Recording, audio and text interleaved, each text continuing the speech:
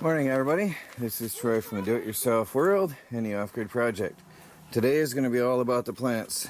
It's probably going to freeze tonight. It's supposed to be 41 in town, which will put us in the 30s tonight.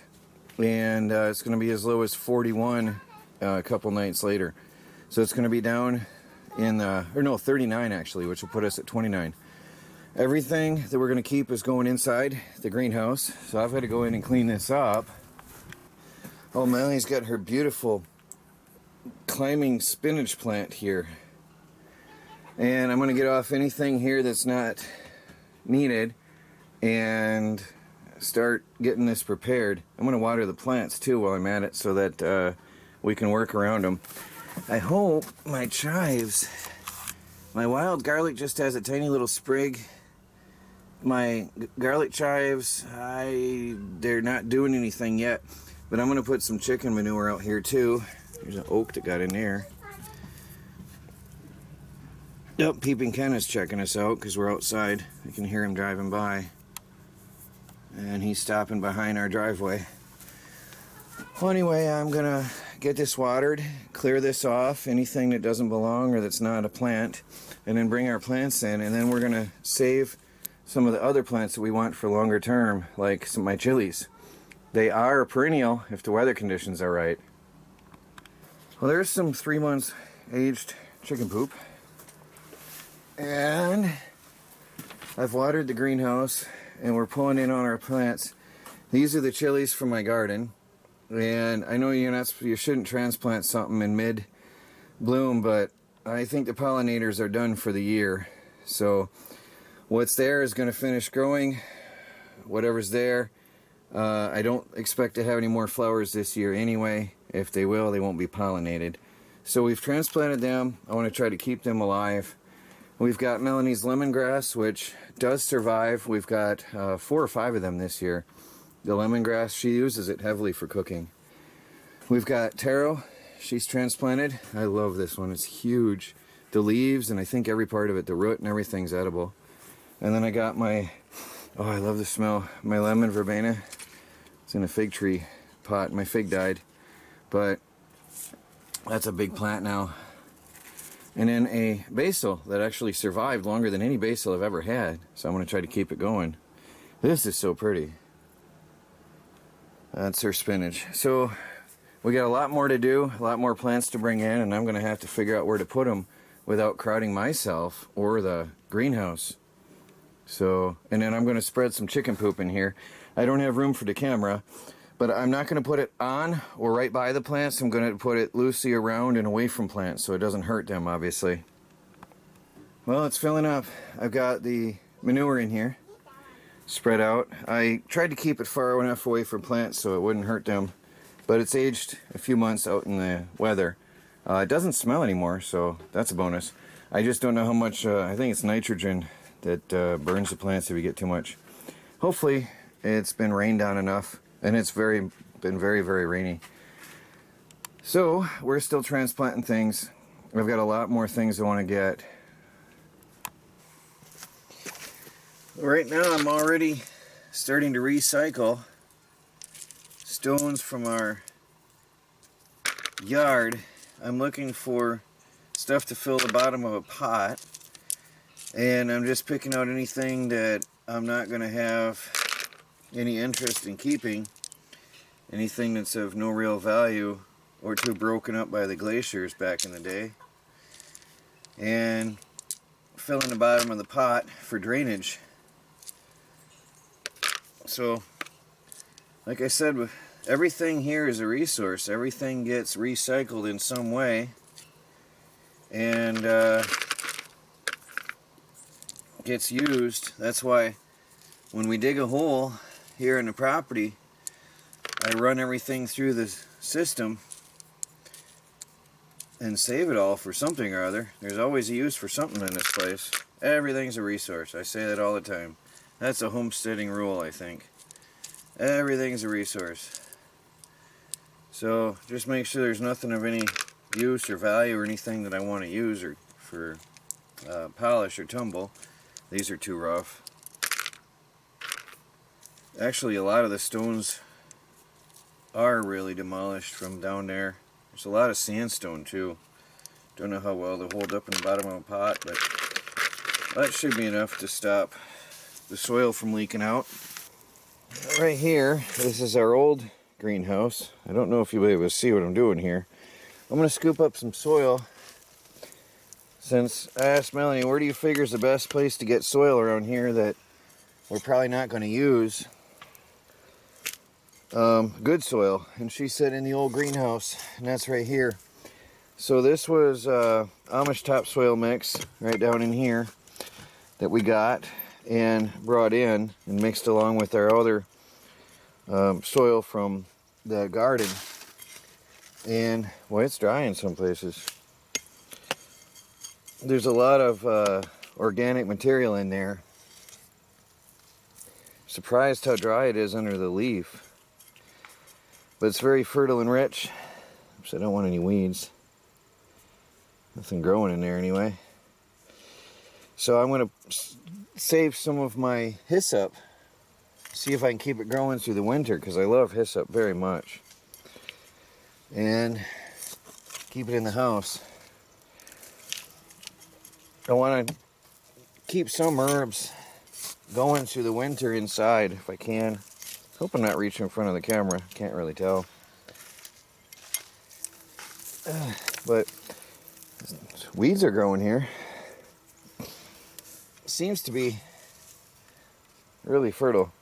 But we'll be moving this stuff out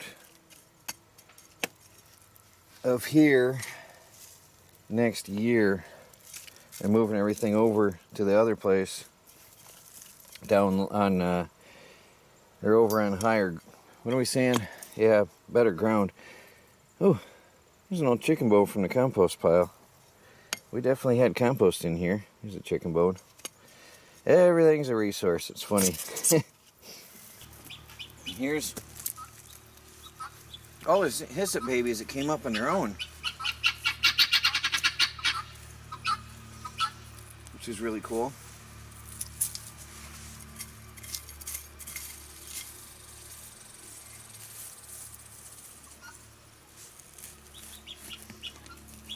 I don't know how far under they go.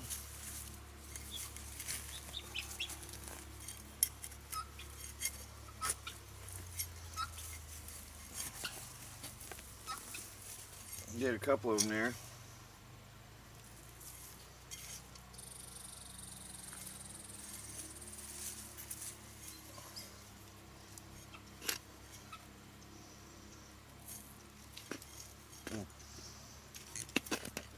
Hope you can see what I'm doing.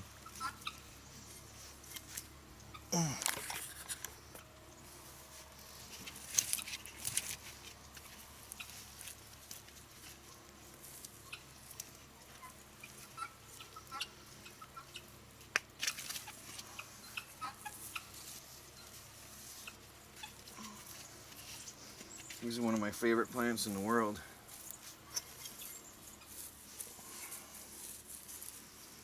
Now, the others will put straw in here heavily, but at least I'll have one inside. I love these. I love these plants. Member of the mint family. I love them so much. And they got these pretty flowers on top. They're very healthy plants here this year. All grew up from babies on their own. So I'm going to keep on harvesting herbs for inside this winter. We still got more plants. We've got sweet potatoes. We've got a few of them around. Some more lemongrass. We've got some large chilies plants that I hope to save. They're still got various sizes on them. And then she's got an okra she kept. And up in here, we've got some more chilies. Beautiful, look at the red on that one. And our shelf is full, just loaded. There's the chilies we had before. And I just put some lemony thyme and some oregano in for a window herb garden. Hopefully I can keep them going. Keep going. Of course, this isn't the only thing I'm doing. We're running around taking care of other things today, but a lot of transplanting plants. We pick at it a bit and take a break, do something else. I'm working online as well, but this is the primary goal of the day, saving everything we can, and in case it freezes tonight.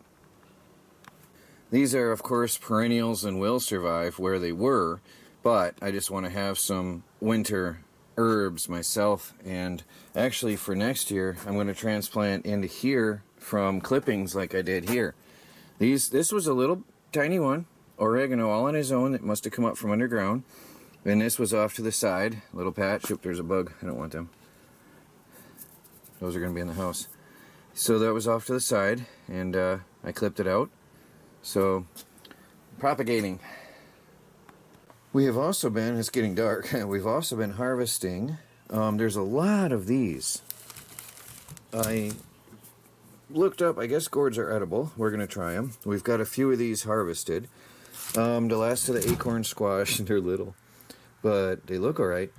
We've been harvesting the last of our vegetables that were able to be harvested. It might freeze tonight, it might not. Potatoes. Little tiny potatoes. But, you know, we got what we got. We have been eating, by the way, probably about this much already, potatoes from our own garden.